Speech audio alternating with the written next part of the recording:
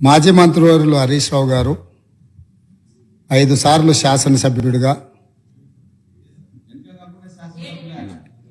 నా తెలిసక్క లెక్కలు 5 సార్ ఆయన ఏదో దొంగ లెక్కలు కలుపుకొని ఏడని చెప్తుంటాడు కానీ ఆయన ఎన్నికైందే 2005లా 2005 2009 2014 2018 2023 ఇంకా అన్ని రాసుకోండి, బై ఎలక్షన్స్ రాసుకోండి, వాళ్ళ మామ గెలిచినవి కూడా ఆయన దాంట్లో రాసుకోండి, ఏం అభ్యంతరం లేదు.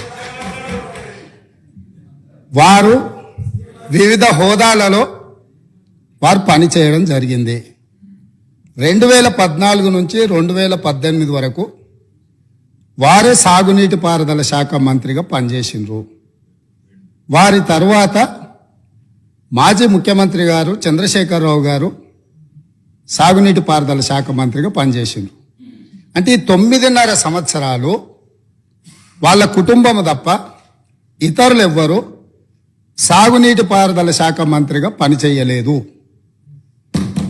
వారు ఆర్థిక మంత్రి తర్వాత ఈ రాష్ట్రం మీద ఉన్న అప్పులు కానీ వివిధ కార్పొరేషన్ల పేరు మీద చేసిన అప్పులు కానీ సంపూర్ణంగా వారి దగ్గర సమాచారం ఉంటుంది. ఎందుకంటే ప్రతిరోజు రిజర్వ్ బ్యాంకు వాళ్ళ దగ్గర ఉన్న నిల్వలన్నీ మన అవసరమైంది అనే రిపోర్ట్ ఫైనాన్స్ సెక్రటరీ గారికి ఇస్తారు.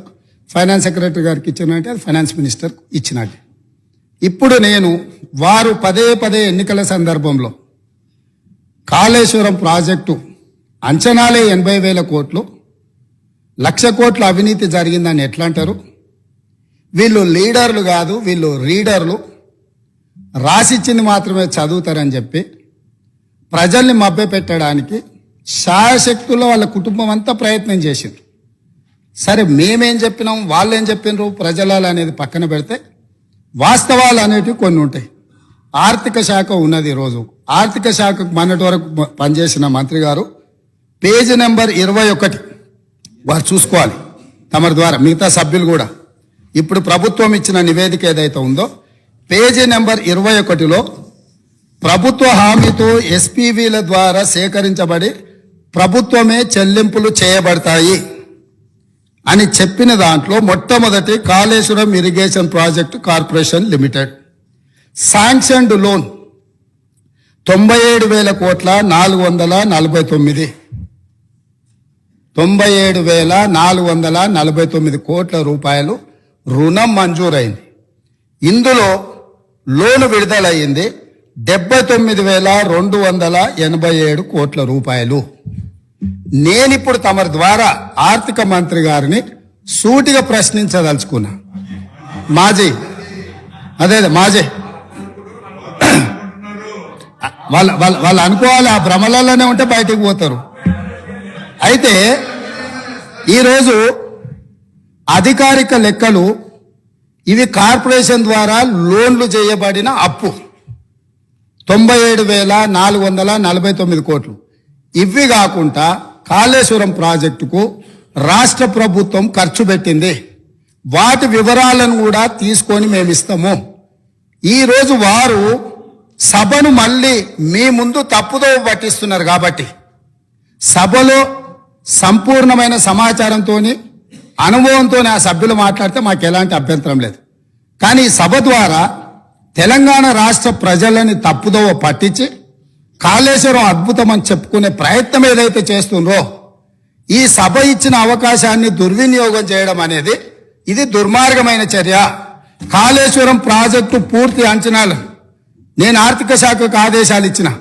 రేపు మా సాగునీటి పారుదల శాఖ మంత్రి గారు మాట్లాడేటప్పుడు టోటల్గా వేసిన అంచనా ఎంత, అందులో కార్పొరేషన్ పేరు మీద మంజూరైన లోన్లు ఎంత, మంజూరైన లోన్ల నుంచి ఇప్పటి వరకు వినియోగించుకున్న నిధులెన్ని, అదేవిధంగా రాష్ట్ర ప్రభుత్వం తన బడ్జెట్ నుంచి ఖర్చు పెట్టిన నిధులెన్ని, వీటన్నిటిని వివరాలను మళ్ళీ అక్కడ చెప్తాం.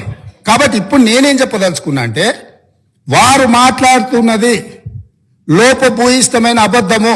కాళేశ్వరం ప్రాజెక్టు యొక్క అంచనాలు 80,000 కోట్లు కాదు, లోన్లే 97,449 కోట్ల రూపాయలు ఆల్రెడీ లోన్లు మంజూరు తెచ్చుకున్నారు.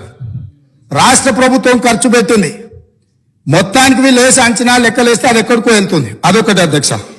రెండోది, ఇంతకుముందు మంత్రులు జూపల్లి కృష్ణారావు గారు మాట్లాడబోతుంటే పాపం వారిని దబాయించే ప్రయత్నం చేస్తున్నారు.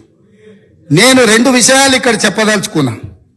ఆర్థిక మంత్రి గారే కాళేశ్వరం మీద పెట్టిన నివేదికలో, రాష్ట్ర ప్రభుత్వం ఇచ్చిన నివేదికల వీళ్ళు చెప్పింది కాళేశ్వరం ప్రాజెక్టు కట్టడం ద్వారా ఆ నీళ్లు రైతులకు అమ్ముతాము, ఆ నీళ్లు ఇండస్ట్రీస్కి అమ్ముకుంటాము, ఇట్లా ఈ ప్రాజెక్టు ద్వారా నీళ్ళన్నీ పైసలకే అమ్ముతాం, ఉచితంగా ఎవరికి ఇయ్యము, వ్యవసాయంతో సహా.